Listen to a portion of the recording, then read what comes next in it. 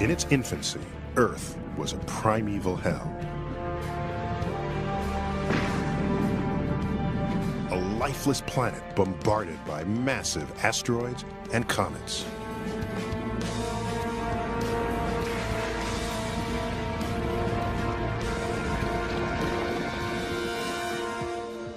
The moon, much closer to Earth, loomed large in the sky. Instead of water, red-hot lava streamed across the surface of our planet.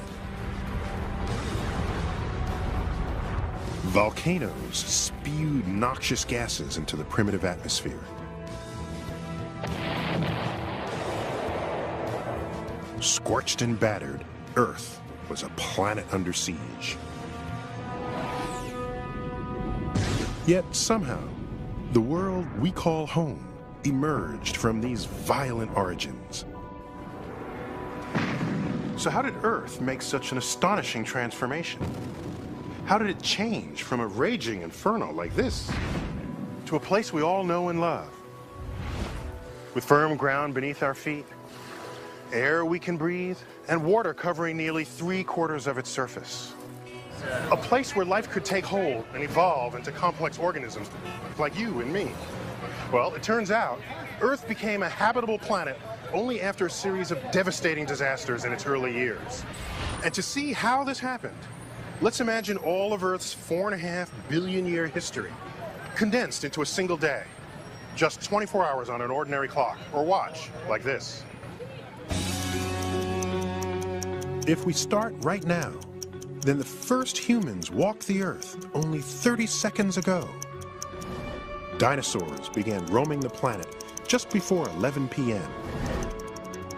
The first multicelled animals evolved at 9:05. Before that, mostly single-celled organisms existed, and we think the first of those appeared around 4 o'clock in the morning. Earth was born at midnight on this 24-hour clock, 4.5 billion years ago.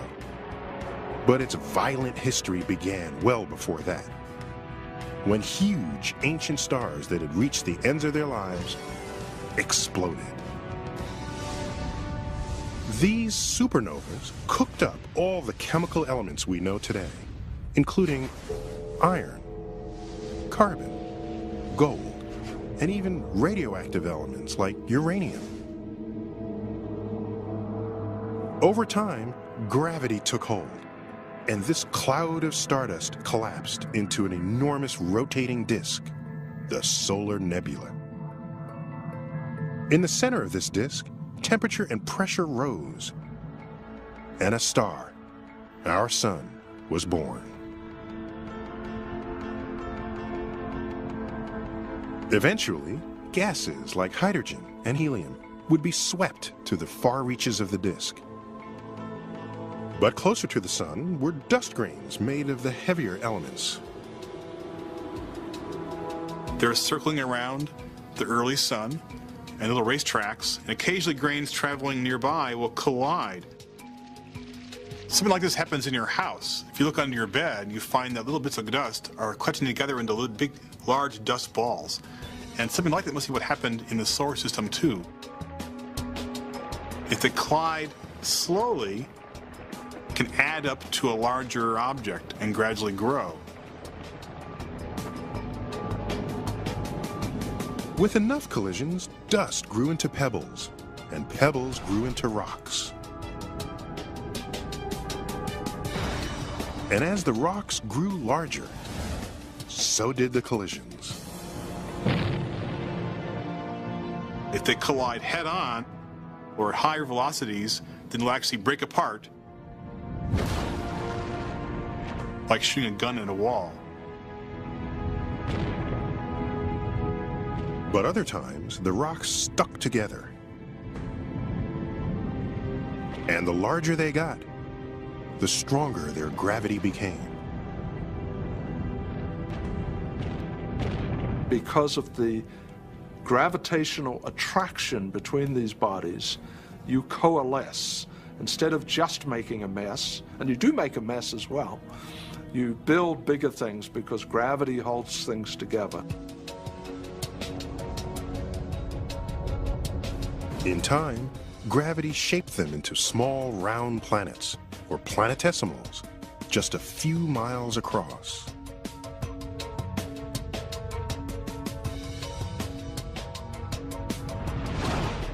Gradually they grow from golf ball size to rugby ball size, and then house size and township size.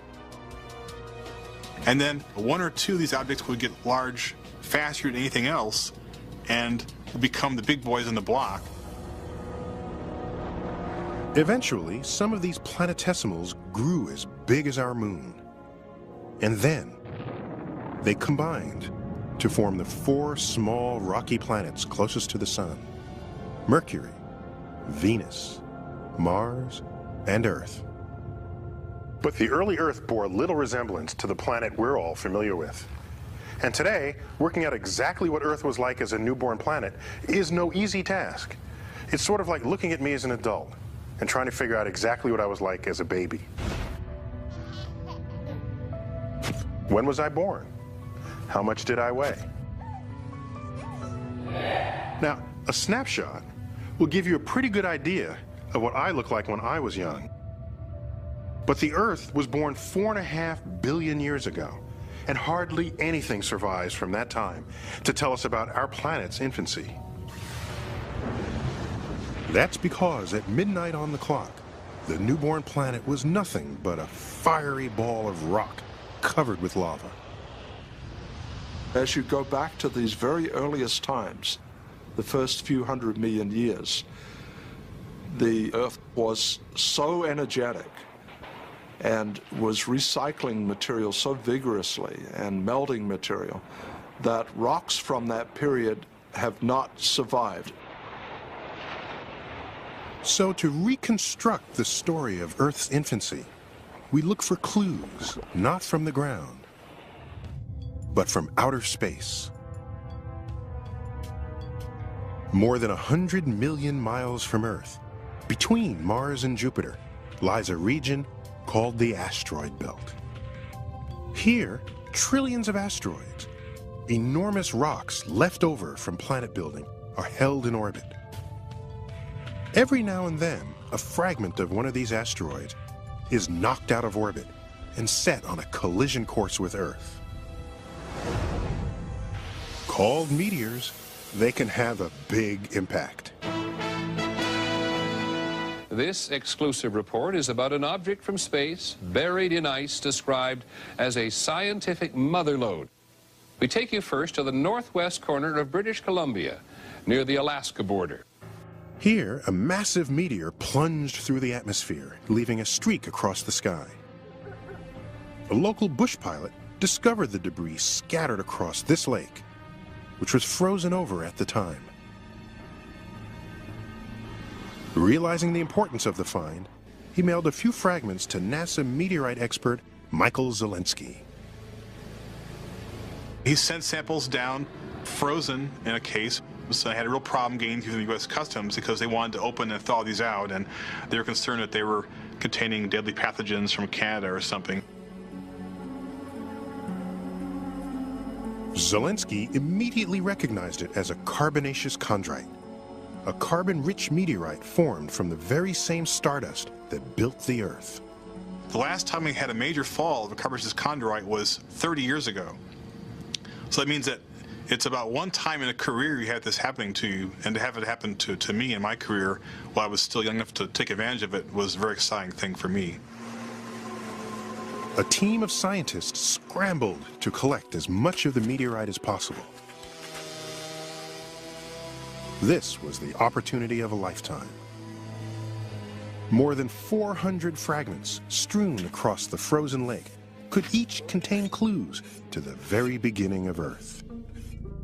Scientists hoped that inside, the fragments would be uncontaminated, in the same pristine condition as when they formed, 4.5 billion years ago.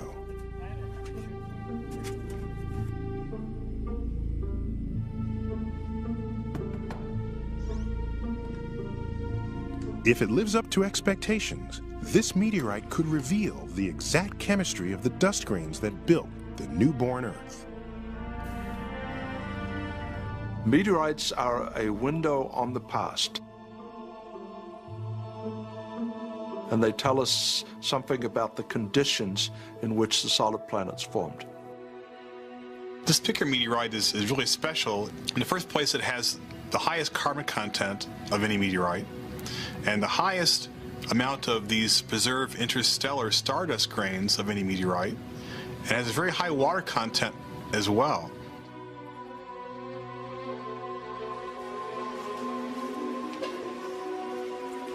In addition, about 90 other elements have been identified. And already, they are providing a chemical fingerprint of early Earth.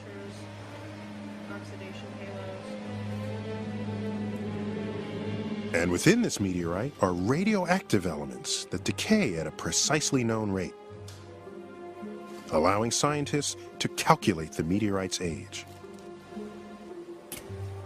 And since most meteorites formed at the same time as the planets, and from the same material, the age of the meteorite gives you the age of Earth and its neighbors. If you date meteorites, what you find is that almost all meteorites have the same age, about 4.55 billion years old. They're all the same age. It's pretty monotonous. Within a couple of tens of millions of years to hundreds of millions of years, they all have exactly the same age. And so what we do is take the oldest of these ages and use that as the initial age of the solar system. That narrow range of ages indicates that all meteorites and planets coalesced extremely quickly in the early days of the solar system. But Earth had barely taken shape before the first of several major disasters struck the young planet. Earth's gravity was pulling in huge quantities of debris from space. A continual bombardment that generated enormous amounts of heat on the surface.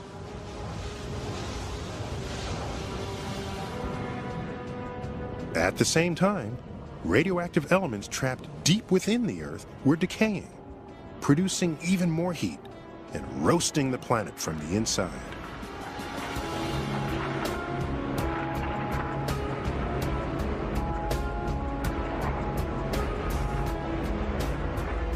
The combined effect was catastrophic.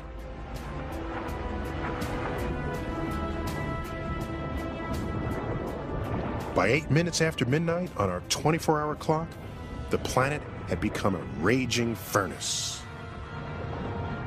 And when the temperature reached thousands of degrees, dense metals such as iron and nickel in Earth's rocky surface melted. The outer part of the Earth would have been completely molten. We call that a magma ocean. It's a liquid rock ocean, hundreds of kilometers thick. Do you think the Earth at some point was a big droplet of melt just floating in space?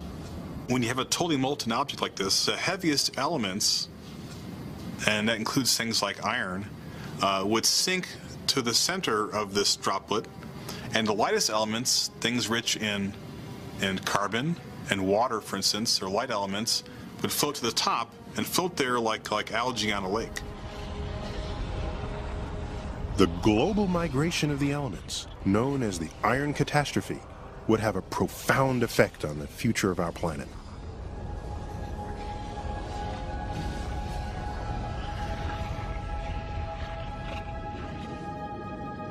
The sinking iron accumulated at Earth's center, where it created a molten core twice the size of the moon.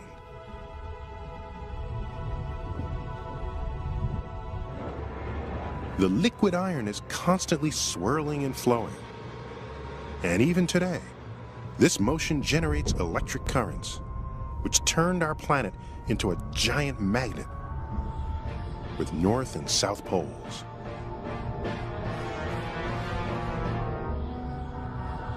The core is still in constant motion. And we can see evidence of Earth's liquid iron core on the cold, snowy wastes of Arctic Canada.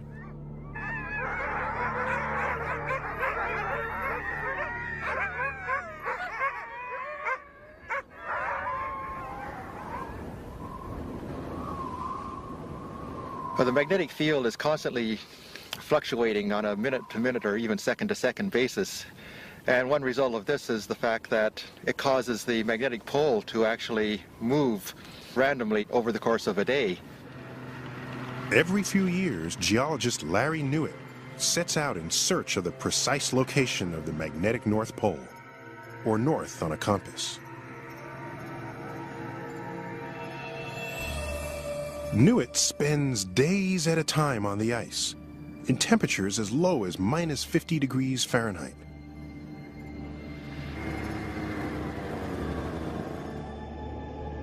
The geographic North Pole is in a fixed position, but the magnetic pole is always on the move. Over the last century, its position has changed dramatically. Get going. To identify the pole's current position, Newett measures the strength and direction of the magnetic field at about 8 different sites, then closes in on it. 89, 13.0. Since we don't know where the pole is, we can't just go there and take a reading. So we surround it, and then I determine its location by a process of, well, what amounts to triangulation. 268, 35.0. At the time of the most recent survey, the pole had moved 125 miles off the Canadian coast. And Newett and his colleagues have discovered something curious. Its movement is picking up speed. Over much of the past 100 years, it's been around 10 kilometers per year. But since about 1970, it started to accelerate, and now it's moving along at about 40 kilometers per year.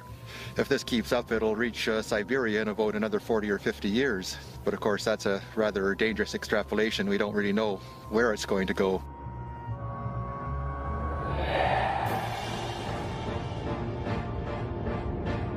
Without Earth's liquid iron core, life would be in trouble. This swirling ball of molten iron is what generates the magnetic field around our planet. And we need that magnetic field because every day, a deadly stream of electrically charged particles bombards the Earth.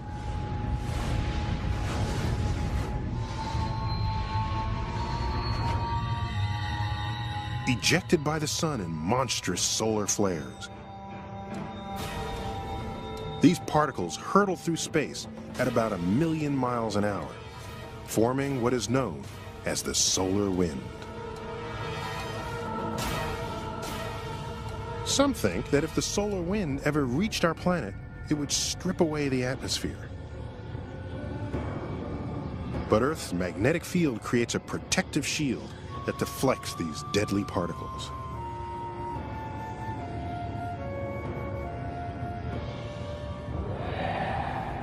And you don't have to travel far to see the fate of a planet that lost its shield.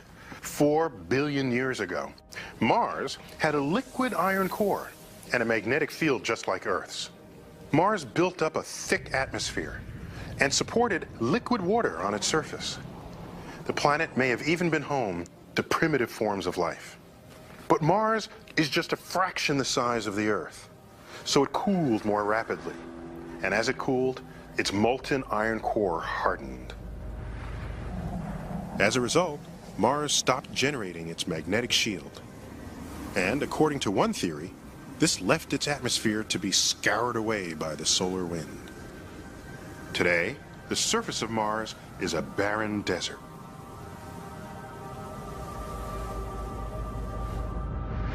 Mars is a stark reminder of what our world could have become if its iron core had cooled. Because without a magnetic shield, a planet is left prey to the solar wind, and life as we know it could never flourish. The time had reached 16 minutes after midnight. The iron catastrophe was over. But even with the formation of Earth's core and magnetic shield, our planet remained a hostile and alien world. Volcanoes spewed clouds of noxious gases, and Earth was enveloped in a suffocating atmosphere of carbon dioxide, nitrogen, and steam. With no oxygen to breathe and no ozone layer to block the lethal ultraviolet radiation, this was not a hospitable place for life, at least life as we know it. And in the midst of this hellish brew, the moon was born. Beginning when I was about 11 years old, I used to climb the stairs to the roof of this apartment building where my family lived here in New York City, a building prophetically named the Skyview Apartments.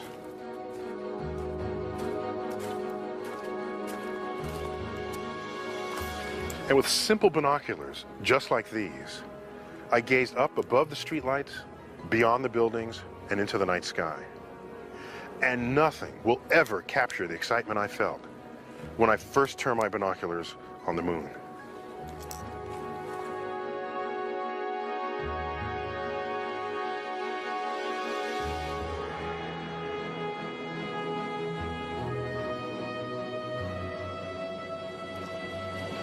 When I saw that the moon was packed with mountains and valleys and craters, I thought I discovered an entire new world. And then I began to wonder, where did the moon come from? And how did it get there? Well, little did I know that about the same time, the mystery of the moon's origin was also attracting the attention of a scientist named Bill Hartman.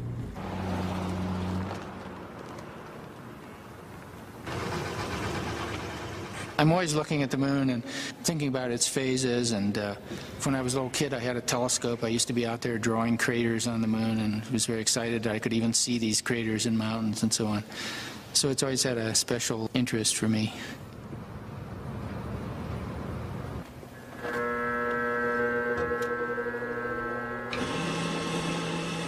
Hartman has been studying the moon for the last 40 years. And when he began his career in the late 1960s, he and many other planetary scientists hoped that NASA's Apollo missions would solve the mystery of how the moon formed. One of the pitches to sell that program scientifically was that we were going to be able to go to the moon and find these old rocks from 4.5 billion years ago, and they were going to tell us everything about the origin of the moon.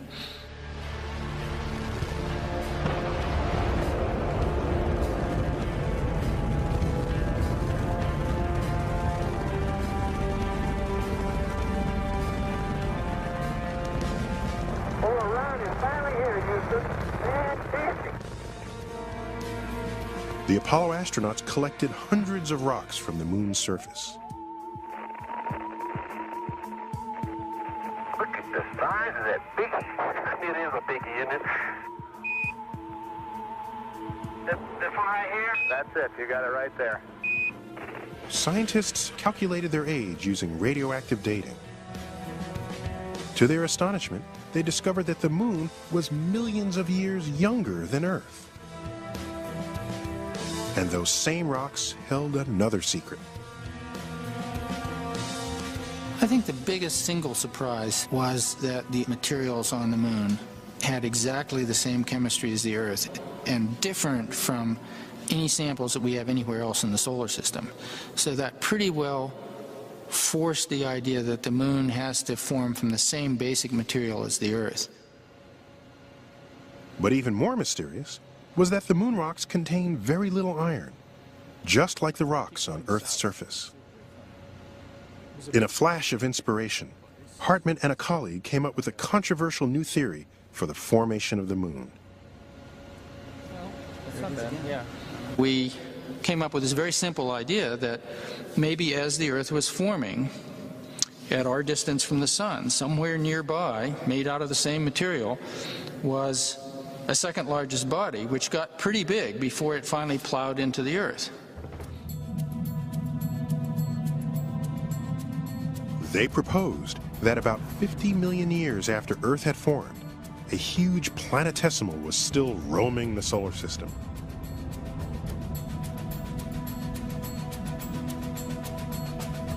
This massive rock, about the size of Mars, slammed into our planet.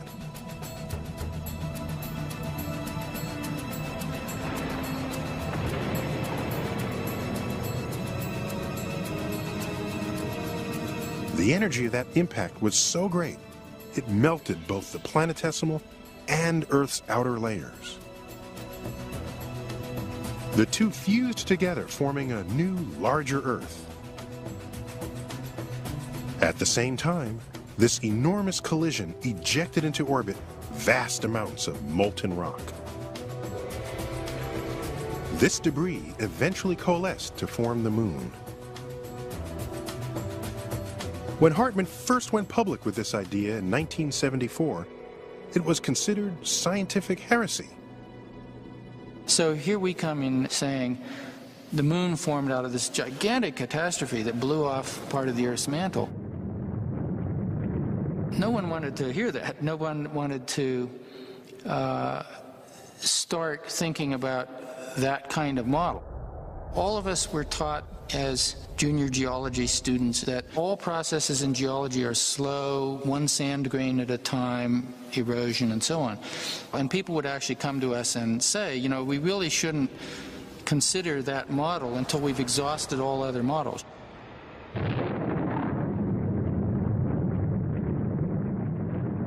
Ten years passed before anyone would take the idea seriously. And that was only after hundreds of computer simulations showed that the Moon could have formed from a giant impact. Today, Hartmann's big idea is almost universally accepted. So it's been a long, slow process, and it's been really fun to see, you know, a little idea that you had a long time ago suddenly blossom forth as a leading theory. It was 16 minutes past midnight, 50 million years after our planet was born, and the Moon had arrived. But the repercussions of this disaster were just beginning to be felt. The Moon started out about 200,000 miles closer to Earth than it is today, and appeared many times larger in the sky. Earth was spinning much faster, making each day just 6 hours long.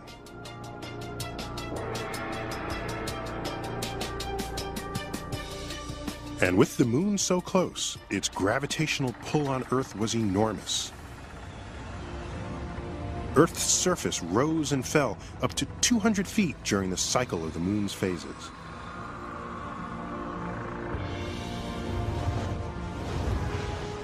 Over time, Earth's rotation slowed down as the Moon drifted away. A process that continues even today.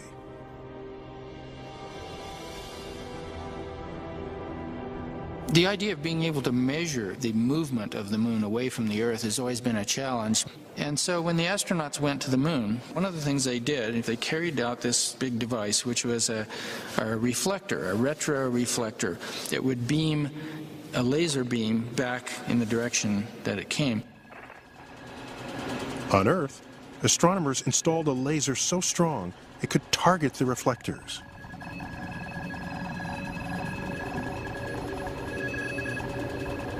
In 1969, they made their first measurement of the time it took for the laser beam to reach the Moon, hit the reflector, and bounce back to Earth. A round trip of about 2.5 seconds. Doing this year after year after year, we've actually been able to confirm that the Moon is moving slowly away. We not only get very exact information on the orbit of the Moon, but we can actually see the orbit change. Now about 240,000 miles from Earth, the Moon is moving away at a rate of 1.5 inches every year.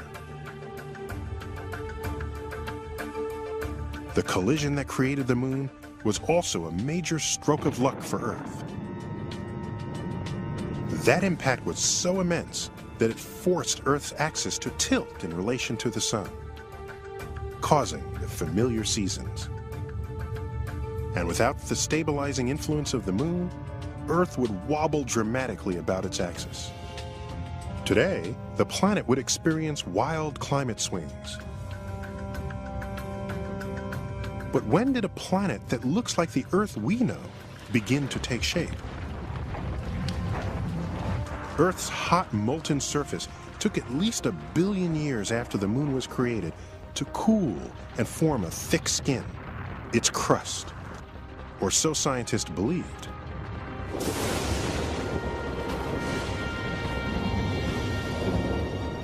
But no one knew for certain because Earth is such a geologically restless place that none of the original crust survives today.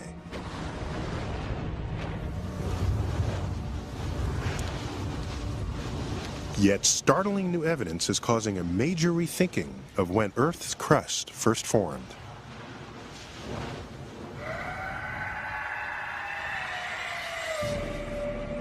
The clues to this mystery are embedded within these rocks in Western Australia. Here, geologists have extracted tiny crystals called zircons. About the size of sand grains, zircons are nearly as tough as diamonds. These relics of the early Earth formed when molten rock cooled into solid crust.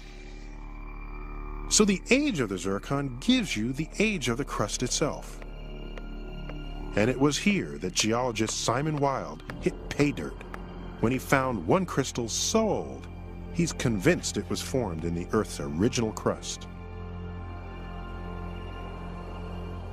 When we look at the chemistry in detail from the zircons in this rock, we find that it's consistent with having grown in a piece of continental crust.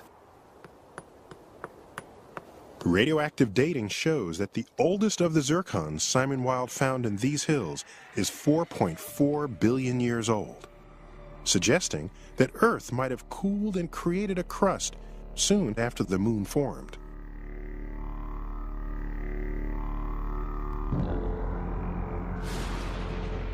We don't know, of course, whether the continental areas were extensive or whether they were just small little islands of material, but certainly what we do know is that there was continental crust at 4.4 billion years ago. This was just 150 million years after Earth was born, not a billion years as previously thought. But that led to another mystery. Once Earth was cool enough to form solid ground, water could collect on its surface. So when did that happen?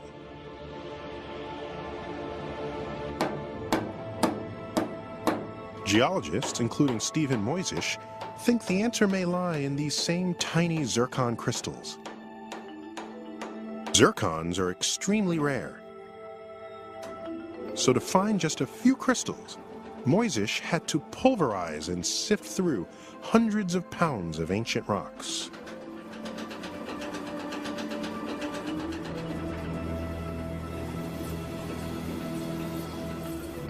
And analysis of the chemical composition of the crystals revealed that the oldest zircons contained a high concentration of a curious ingredient. It was a type of oxygen called oxygen-18, an isotope that could only be present in large quantities if the zircon crystals had grown in water. The news that water might have been present so early in Earth's history was a bombshell.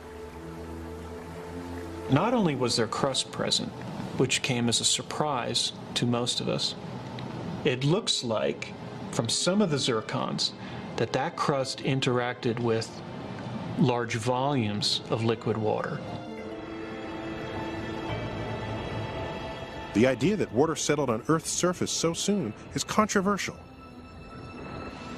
But if true, it suggests a planet much more like today's than anyone had ever imagined.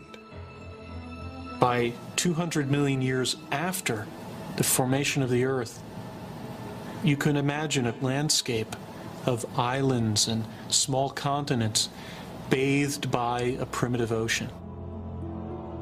The time was only 10 minutes to 1 in the morning.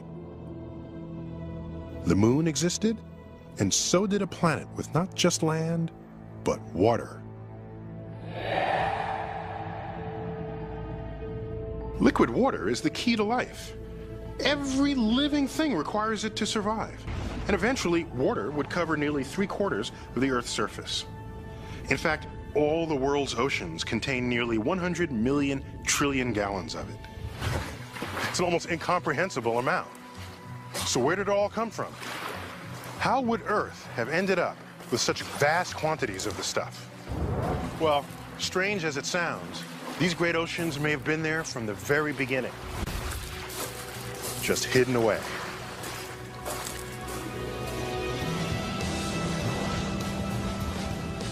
One key to the riddle was volcanoes, which, throughout Earth's infancy, pumped huge amounts of steam into the atmosphere.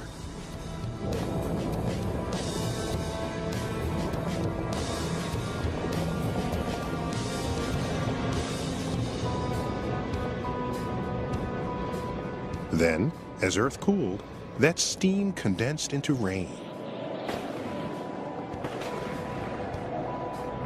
Drop by drop, water collected in low-lying areas. There's nothing mysterious or surprising about this. The Earth does it right now. The main gas that comes out of Hawaiian volcanoes is water, steam. So this is happening all the time. But some scientists argue it would take far too long to create such vast oceans by volcanic outgassing.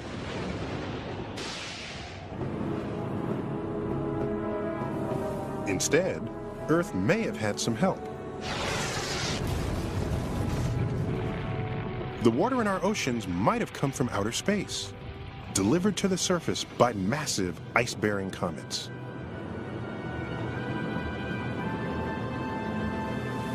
The evidence for these ancient impacts is impossible to find today, since the original surface of our planet has long since been eroded or destroyed. But there's one place that preserves a record of impacts from that early era: our moon. Every one of those craters was a meteorite explosion at some time. That's incredible. Oh, there's a nice one with fractures, and another bigger crater out here, small craters. The moon's surface is littered with craters, some of them hundreds of miles across.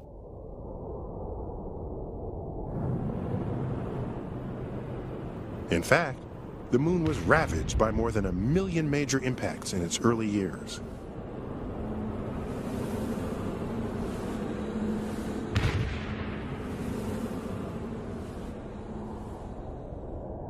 Since Earth is much more massive, its gravitational pull would have attracted even more debris, resulting in possibly tens of millions of impacts.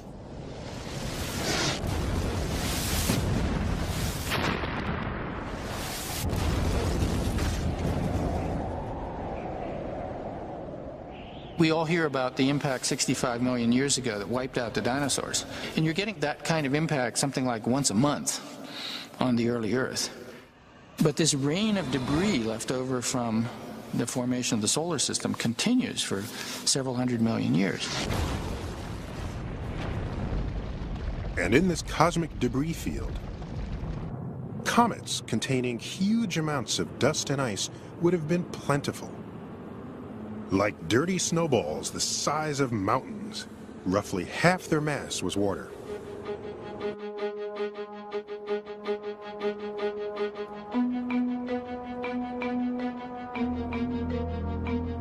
One NASA scientist, Michael Muma, wonders if these comets were the source of the water in Earth's oceans. One possibility is that Earth's water was delivered by the impact of bodies from beyond the Earth. These would naturally be the comets, which are rich in water. The proof in that would be to measure the composition of the cometary water and to compare that with the composition of water in our oceans. But studying comets is a tricky business. In the last 20 years, just a handful have passed close enough to examine in detail, including one in 1997 called Comet Hale-Bopp. A comet like Hale-Bopp would deliver about 10% of the water needed to fill one of the Great Lakes. This is a lot of water. Of course, the oceans are much larger, and so we need many more comets to fill the oceans. But we're fortunate. We had many such comets in the early solar system, so we have every reason to believe that it was cometary delivery that brought water to the early Earth.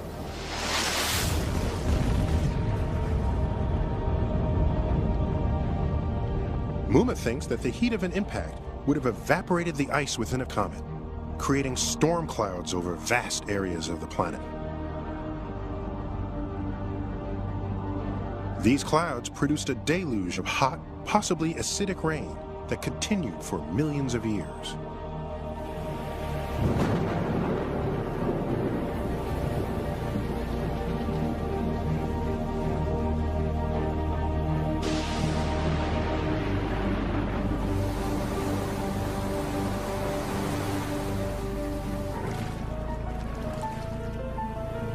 At first, the rain would have formed lakes and rivers, and eventually, water would cover almost the entire globe.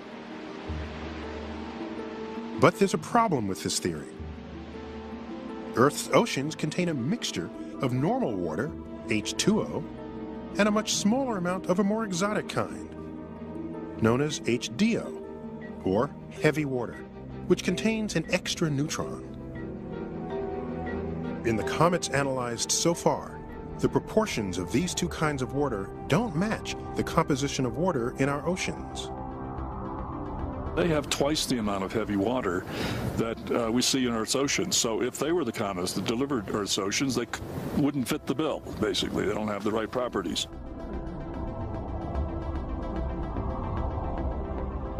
But MUMA hasn't given up. The comets already studied come from the outer reaches of the solar system. And he thinks comets originating closer to the sun might be different. Formed at higher temperatures, these comets could have a lower proportion of heavy water, more closely matching our oceans. And tonight, MUMA hopes to test this idea by getting a first-hand look at one of these elusive comets. If its chemistry is different, and if the heavy water to light water is like that on Earth, it would be the first proof positive, or the smoking gun evidence, that comets did in fact deliver water to the early Earth. That should be right, 'cause it started bright. It's very bright. But first, the team has to hunt down the comet.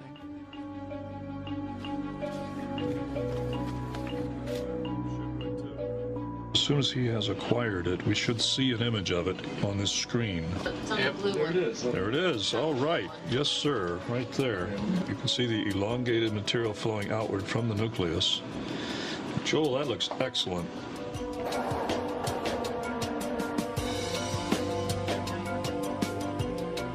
With the comet in the crosshairs of their telescope, they can home in on the kind of water it's carrying.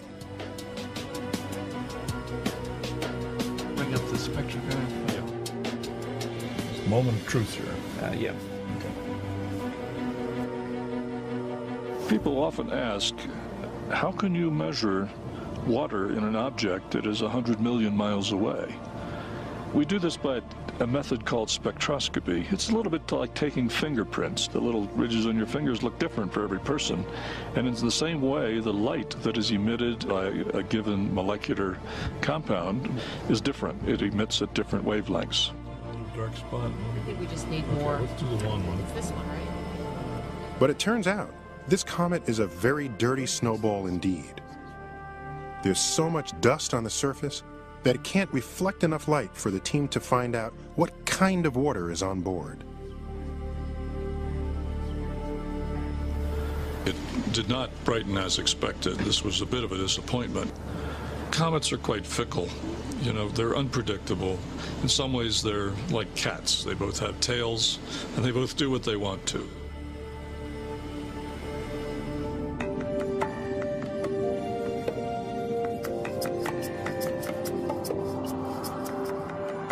But with astronomers finding 2 or 3 comets a year from the inner part of the solar system, MUMA could soon have another chance to test his controversial ideas about the origin of Earth's oceans. One of the key things that every scientist keeps in mind is you should never fall in love with your theory. So it's an idea, it's a hypothesis, it fits all the known facts, but it has not yet been proven. And we must be willing to give it up and modify it if it is not proven. But we will learn something in doing so. It's still possible that comets played a role. In fact, it's hard to imagine that they played no role. But it seems more likely and more physically sensible to look closer to home for the source of the water. Besieged by volcanoes and battered by impacts, Earth endured its most extreme punishment in its early years. It was beaten, bombarded, mangled, and melted, all in just the first hour of our 24-hour history of the planet.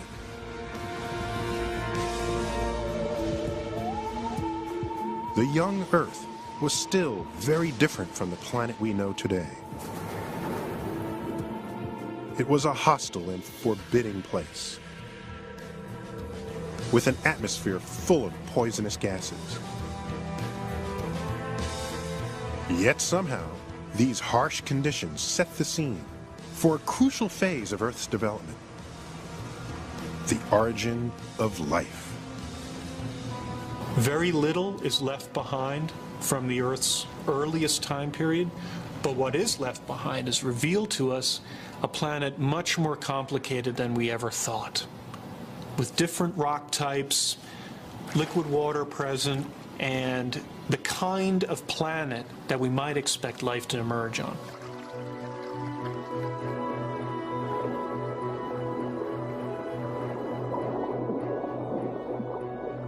Do we know if life was around 4.3 billion years ago? Well, who can say? We can say, however, that the template, the ground underfoot, was there. Could life have been present? Why not?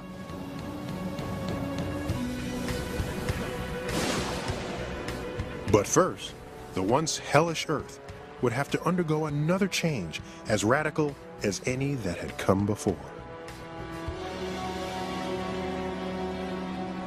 Catastrophe and cataclysm transformed the Earth. Now our planet would be ready for the greatest drama of all time: the rise of life.